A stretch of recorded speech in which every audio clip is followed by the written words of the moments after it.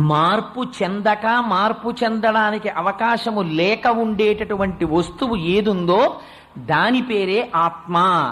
ఆ ఆత్మకి పర్యాయ పదమే సాయి.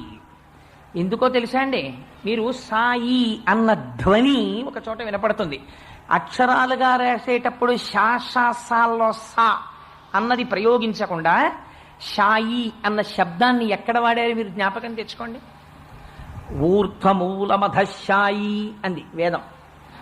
పైకి కిందకి పక్కలకి వ్యాపించినటువంటి కాంతి స్వరూపము ఏదైతే ఉందో దానికి షాయి అని పేరు, శబ్దరూపంగా. అందుకని ఇప్పుడు షాయి అంటే ఎవరు? అంతటా వ్యాపించినటువంటి వాడు. ఒకనాడు ఉండి ఒకనాడు లేనివాడు కాడు. ఎప్పుడూ కాలమునకు దేశమునకు లొంగనివాడై సర్వకాలముల యందు సర్వత్ర వ్యాపించిన వాడెవడున్నారో వారికి షాయి అని పేరు. మీరు మరొక రకంగా